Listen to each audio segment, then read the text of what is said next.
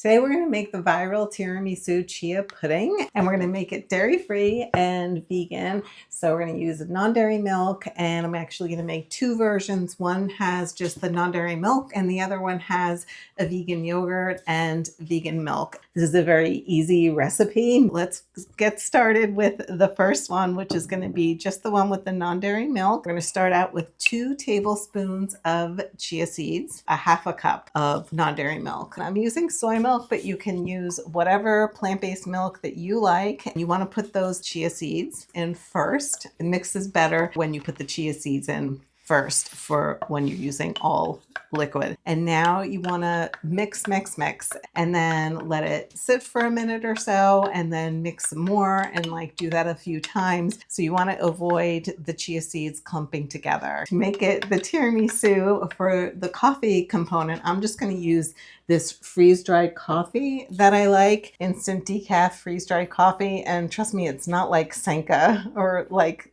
the basic freeze-dried coffees. It has a really nice flavor. If you have coffee that you enjoy, just reduce the amount of non-dairy milk by the amount of coffee you're adding. Or if you have espresso and you want to add a little espresso to this instead, that works great too. So I'm going to add some sweetness. I'm using date syrup, but you can also use maple syrup or agave, whatever preferred sweetener you have, you can use that. With tiramisu, typically on top, people dust with a little cocoa powder. So if it's good for the top, I say it's good to dust it inside too. So we're going to add some cocoa powder in there just because. I'm using this Dutch processed cocoa powder, but feel free to use cacao powder, natural cocoa powder.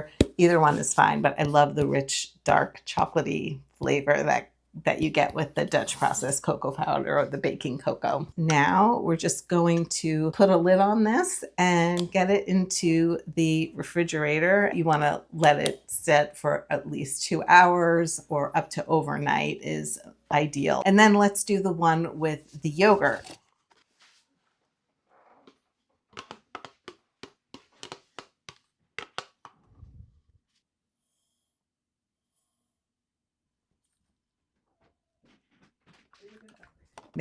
Mix. And then we're gonna add coffee, the sweetener. And I'm using a little more sweetener because the yogurt has the sourness to it. In addition to that, I'm going to add this pure vanilla powder. And then the cocoa.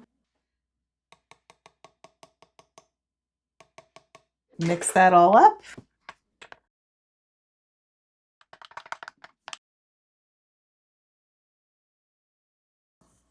So this is the one with just the soy milk. Check the consistency first.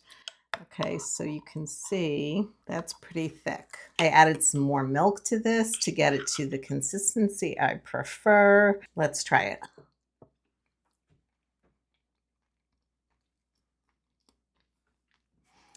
That's really nice. I like it.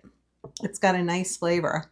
Because I added more milk, I did need to add just a little more sweetener to balance everything out, but I think it's really delicious. If you wanted to top this off and make it look really tiramisu-like, I put a little bit of this yogurt on top, and this is actually another Kite Hill yogurt, but just do a little bit of the yogurt here, and then we're going to do a little dusting of the cocoa powder.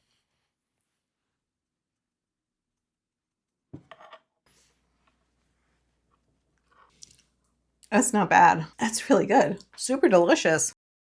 Now let's try the one with the yogurt.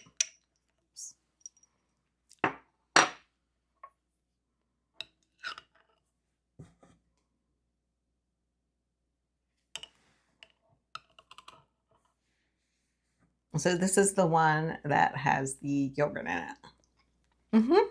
That has a nice flavor too. I'm partial to the one without the yogurt, but this is also very nice. I would probably add a little bit more milk to this one to get to the desired consistency, what I like. So, but you do you, and I would recommend making this in the ratios that I mentioned here, the 1-to-4 ratio, the 2 tablespoons to 1/2 cup.